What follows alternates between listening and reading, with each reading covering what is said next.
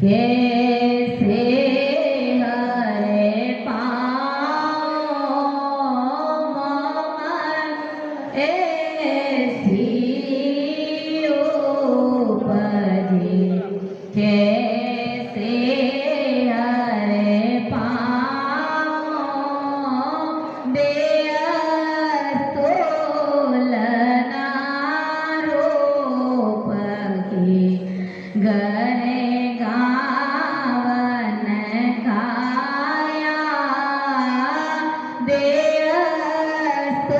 बेअस्तोलना रूप की गणे गावन काया किस विध मेरा कीजिए त्रिभुवन पथराया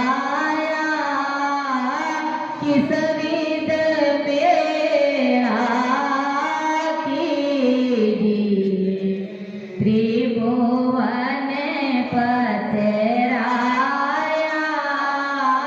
पूरब प्रीत पिछाड़ के मेरे घर आओ पूरब प्रीत पिछाड़ के मेरे घर आओ ऐसा देव बताव जो सिमरत गुरु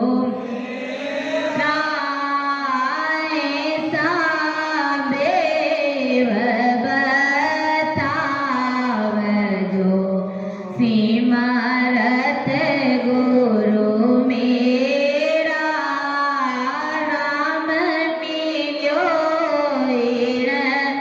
देह में काटों विसजे राम मिलो देह में काटों विसजे राम दुखिया तुम पाए राम मुझे दर्श दिखाओ मैं दुखिया तुम्हें पाए राम मुझे दर्श दिखाओ मैं निर्बल भलहीन हूँ मुझे सजे अनखाए मैं निर्बल भलहीन हूँ मुझे सजे अनखाए शरणागत सुख राम है हर मिलो मन माए शरणागत सुख राम है हर मिलो मन आए ऐसा देव बताव जो सिमरत गुरु मेरा राम मिलो देह में काटों विसजे राम मिलो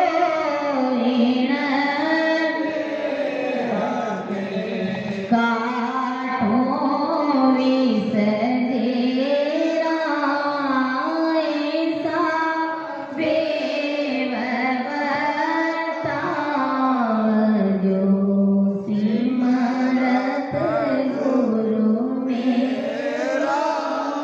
तो सतरूप परमात्मा राम जी महाराज से मिलने के लिए हमें सतगुरुदेव जी महाराज से इस प्रकार से अरदास और विनती करनी है कि हो सतगुरु जी महाराज, हे परमात्मा, हे केवली भगवान, आप मुझे ऐसा भेद बताइए कि जिससे कि इस शरीर में मुझे परमात्मा की प्राप्ति हो जाए, मुझे वो सतरूप परमात्मा के देश की प्राप्ति हो जाए इस घट के अंदर ही, और मैं सदा सदा के लिए जन्म मरण से रहित हो जाऊं। ऐसी अरदास हमें सतगुरु जी महाराज से करनी है। और हे परमात्मा, आपकी ये कला मेरे समझ में नहीं आती है, मेरे मन में सदा ही ऐसा भाव रहता है, आता रहता है कि हे परमात्मा, मेरा आपसे मिलना कैसे होगा, किस प्रकार मैं आपसे मिलूं। तीन लोक के स्वामी, आपकी कोई देह स्थूल नहीं है, न ही आपका कोई रंग रूप थोड़ ठिकाना है। आपकी प्राप्ति मुझे आखिर कैसे होगी राम जी महाराज। इस बार आप मेरी आदू प्रीत को संभाल करके, मेरी आदू प्रीत को पिछाड़ करके मुझे अंदर में घट में दर्शन दीजिए। आपकी प्राप्ति के बिना हो राम जी महाराज, मैं बहुत दुखी हूँ, इसलिए आप मुझे दर्शन दीजिए। मैं बहुत कमजोर हूँ, मैं बलहीन हूँ, मेरे से आपकी भक्ति नहीं होती, मैं आपकी शरण में हूँ, कि जैसा कैसा भी हूँ मैं आपकी शरण में हूँ। अब शरण में सतगुरुदेव जी महाराज की शरण में अगर कैसा भी पापी दुष्टी जीव आ जाता है तो शरणागत की लाज राम जी महाराज अवश्य रखते हैं कि शरणागत की लाज राखे एड़ा मोटा महाराजा। शरण में आए हुए जीव की लाज रखते हैं राम जी महाराज, फिर उसके गुण अवगुण, उसके अंग लक्षण, उसका रंग रूप कुछ भी नहीं देते, क्योंकि जैसा कैसा भी जीव है मेरी शरण में आ गया। कि शरणे आया साइया सो तो अजिया कुपड़ खाए।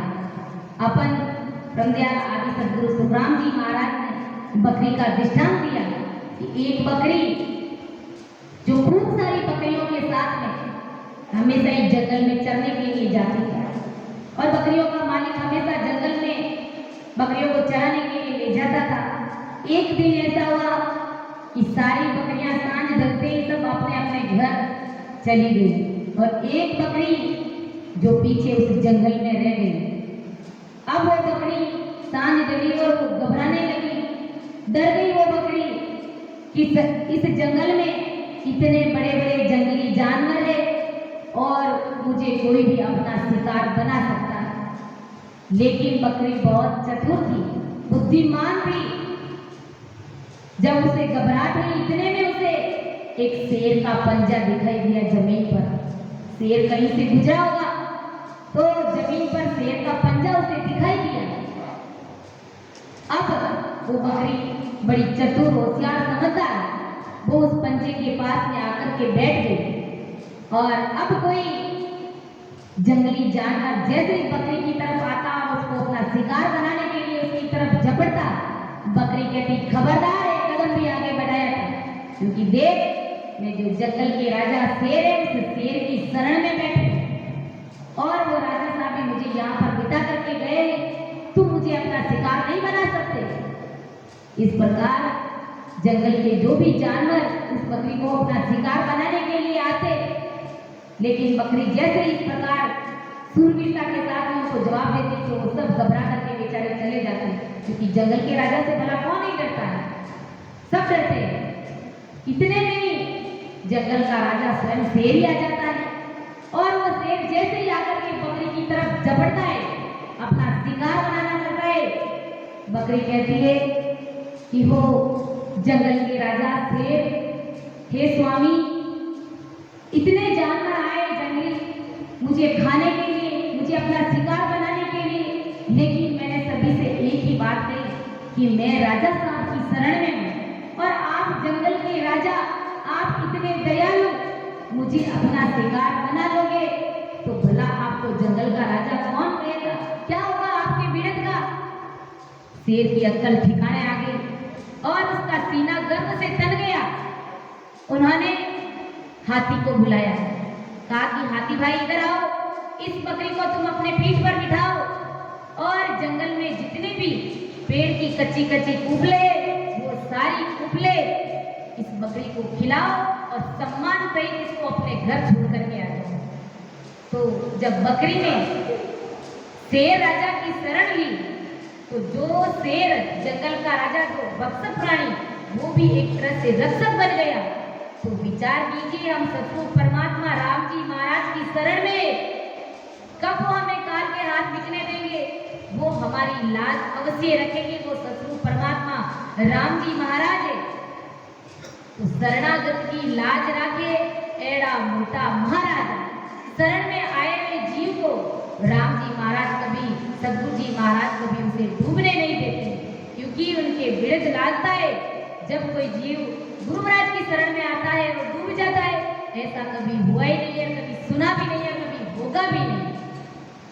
तो आज अपन बहुत ही भाग्यशाली जीव है, परम भाग्यशाली जीव है कि इस प्रकार जो हमारे राव बापू जी हुए उनके पीछे आज कितने जीवों को सत्संग मिल रही है, कितने जीवों को इस भारी सतरूपी केवली भगवंतों की जो सत्संग मिल रही है।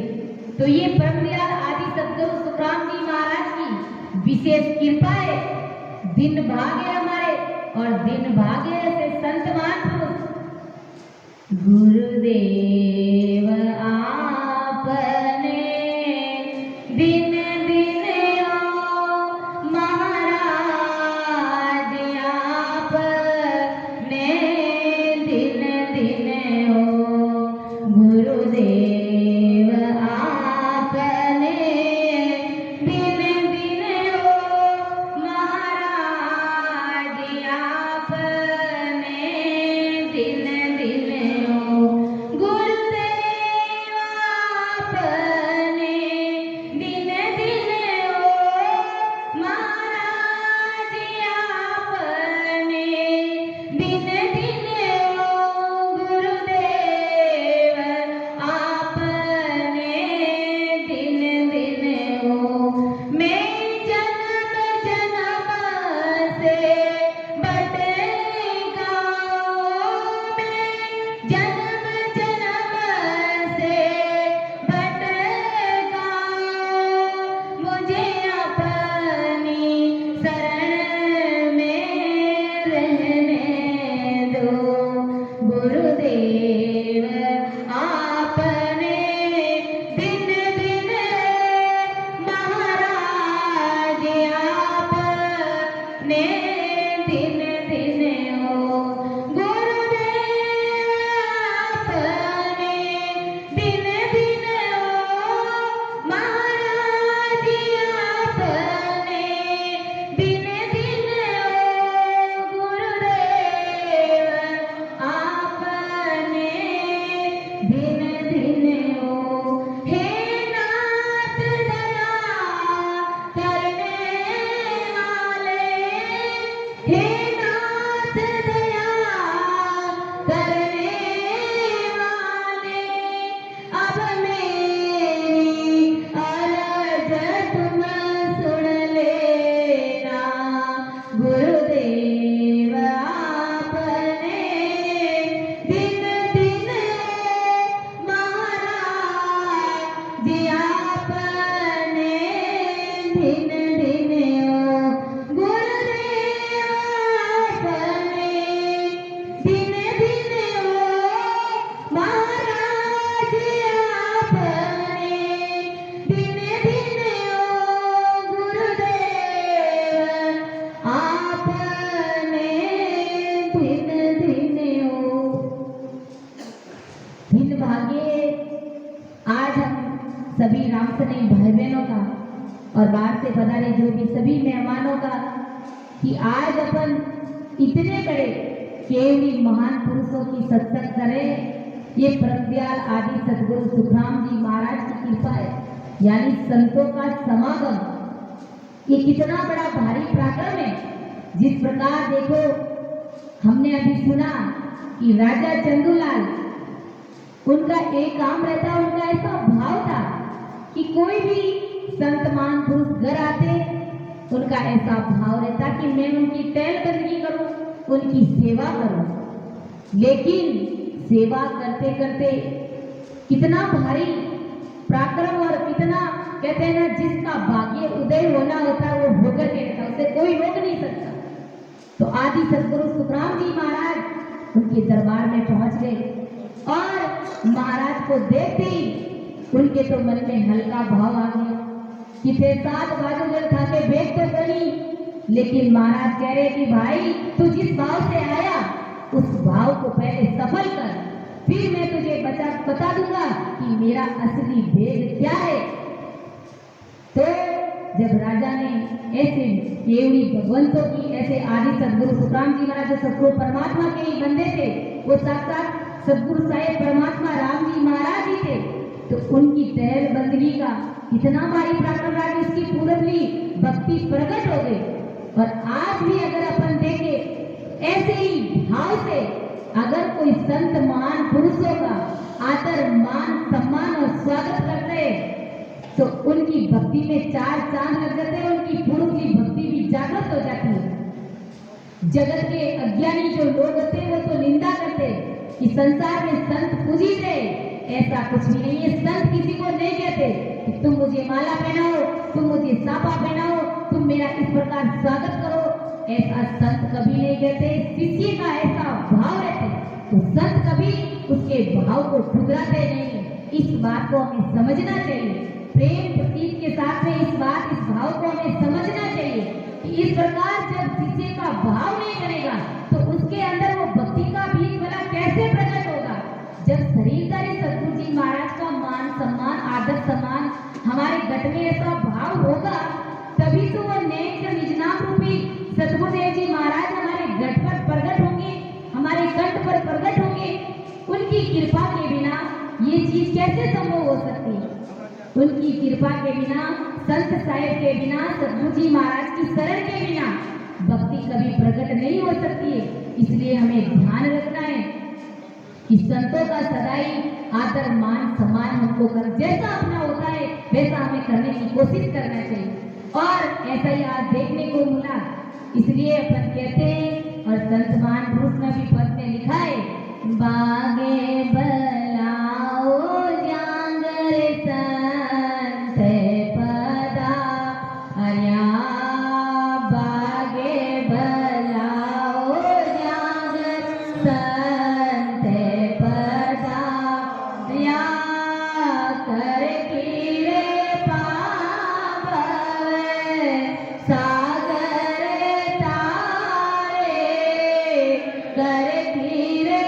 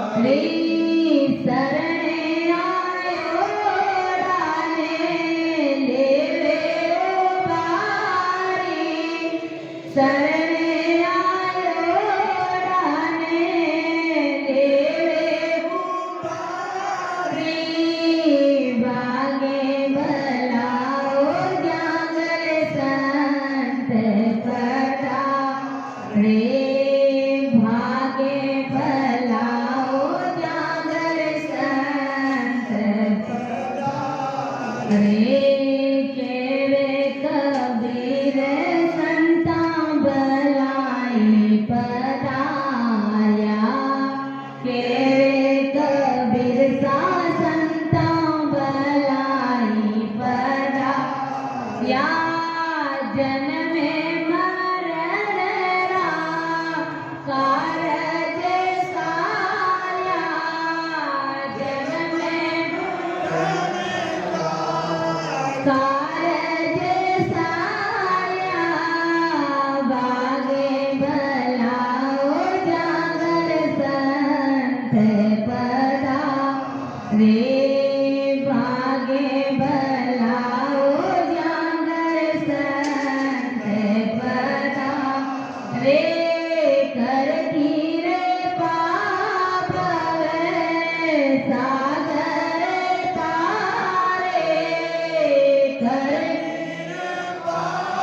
भवे सागर तारे, भागे भलाओ है पधारिया, भागे भलाओ पधारिया।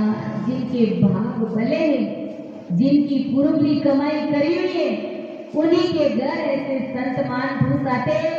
और इस प्रकार संतों का समागम होता है कि संत समागम हरि कथा तुलसी दुर्लभ होई, शुद्ध दारू और लक्ष्मी तो पापी में भी होई। ये संतों का समागम और ऐसे केवली भगवंतों की ये सत्संग, ये बहुत दुर्लभ चीज है। संत महापुरुष फरमाते हैं कि ये संतों की संगत, ये संतों का समागम, इस प्रकार केवली भगवंतों की ये सत्संग मिलना बहुत ही दुर्लभ चीज है। बाकी बेटा पुत्र धन लक्ष्मी माया ये सब तो पापियों के भी होती है, उनके भी कोई कमी नहीं होती है। जो कुकर्म से कुकर्म करते वो भी भूखे नहीं मरते, उनके घर में भी खूब ठाट है, मौज आराम है। लेकिन ऐसे केवली संतों का समागम और इस प्रकार की ये सत्संग का आयोजन, ये चीज मिलनी बहुत ही दुर्लभ चीज है। इसलिए हमें इस बात को समझना चाहिए और हमें संतों का सदाई आदर मान सम्मान करना चाहिए। जब वो आगे का भाव रहता है कि मैं संतों का आदर मान सम्मान करूं, तो उसमें हमें पीछे नहीं हटना चाहिए। हालांकि ये एक तरह से संसार का डरा है, संतों को आदर मान सम्मान से कोई फर्क नहीं पड़ता, लेकिन आगे वाले के भाव को हमें नहीं ठुकराना है। इस प्रकार ऐसे संत महापुरुष हमें चेताते हैं। तो अपन एक पद लेकर के उसे समझने का प्रयास करेंगे कि परम दयाल आदि सद्गुरु सुखराम जी महाराज